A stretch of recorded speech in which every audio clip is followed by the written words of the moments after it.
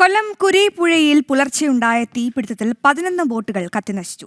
മണിക്കൂറുകളെടുത്താണ് ബോട്ടുകളിലെ തീ നിയന്ത്രണ വിധേയമാക്കിയത്. ഫയർഫോഴ്സ് വാഹനങ്ങൾക്ക് കായൽ തീരത്തെത്താൻ കഴിയാത്തത് പ്രതിസന്ധിക്കിടയാക്കി. തീപിടുത്തത്തിൽ പോലീസിന്റെ സമഗ്ര അന്വേഷണമുണ്ടാകും. കുരീപ്പുഴ പള്ളിക്ക് സമീപം പുലർച്ചെ 2:30-ഓടെയാണ് സംഭവം. നിരവധി ബോട്ടുകൾ കെട്ടിയിട്ടിരുന്ന കായലിനരികെ ഗ്യാസ് സിലിണ്ടറുകൾ പൊട്ടിത്തെറിക്കുന്ന ശബ്ദം കേട്ടാണ് സമീപവാസികൾ എത്തുന്നത്. ആദ്യം ഒരു ബോട്ടിൽ പടർന്ന തീ മറ്റുള്ളവയിലേക്കും പടർന്നു കയറി.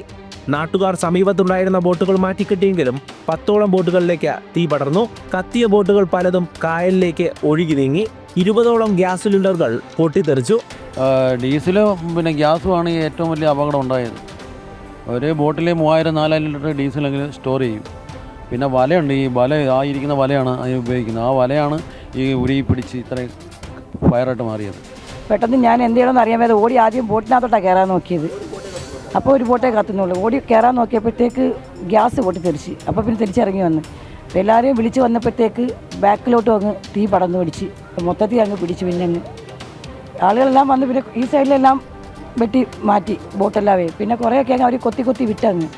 പക്ഷെ എന്നാലും അവരുടെ എല്ലാം കത്തിപ്പോയെല്ലാം. കുറച്ചൊക്കെ ഒഴുകിയെങ്കിലും അത് മൊത്തം കത്തിയാണ് ഒഴുകിപ്പോയതേ.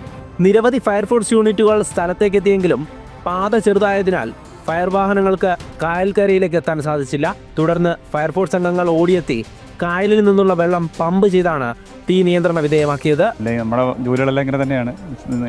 മണിക്കൂറോടെ ഇടവെള്ളം വെള്ളം കുടിക്കാനുള്ള സാഹചര്യം ഉണ്ടാകത്തില്ല. എന്നാലും ഇപ്പം തീ പൂർണ്ണമായിട്ട് നിയന്ത്രണതയുണ്ട്.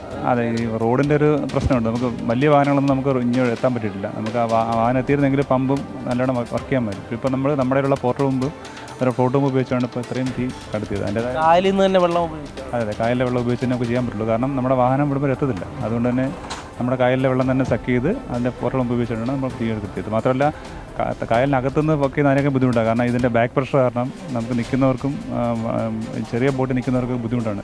ഫൈബർ വെള്ളം ഉൾപ്പെടെ 11 ബോട്ടുകളാണ് കത്തി നശിച്ചത്. ബോട്ടിൽ തൊഴിലാളികളില്ലാതിരുന്നതിനാൽ വൻ ദുരന്തം ഒഴിവായി. അപകട കാരണം വ്യക്തമല്ല. സമഗ്ര അന്വേഷണം ഉണ്ടാകുമെന്ന് ജില്ലാ കളക്ടർ N. ദേവിദാസ് IAS പറഞ്ഞു. ഇപ്പം നടക്കാറായിട്ടില്ല. അപ്പോൾ അവസാനത്തെ ബോട്ട് കത്തി ഏതാണ്ട് തീരാറായിട്ടാണുള്ളത്. 10ഓളം ബോട്ടുകളുണ്ട്. അപ്പോൾ അപ്പോൾ അത് പരിശോധന പൂർത്തിയാക്കിയിട്ട് പോലീസിൻ്റെ ഭാഗത്തുനിന്ന് ഫിഷറീസിൻ്റെ നാശനഷ്ടങ്ങളുടെ കണക്ക് ഫിഷറീസ് ഡിപ്പാർട്ട്മെൻറ്റ് നടത്തും. അതുപോലെ ഇതിൻ്റെ കാരണങ്ങളും മറ്റ് വിശദാംശങ്ങളും എല്ലാം പോലീസിൻ്റെ അന്വേഷണത്തിലായിരിക്കും കണ്ടെത്തുക. കോടിക്കണക്കിന് രൂപയുടെ നാശനഷ്ടമാണ് ഉണ്ടായത്. മത്സ്യത്തൊഴിലാളികൾ ആശങ്കയിലാണ്.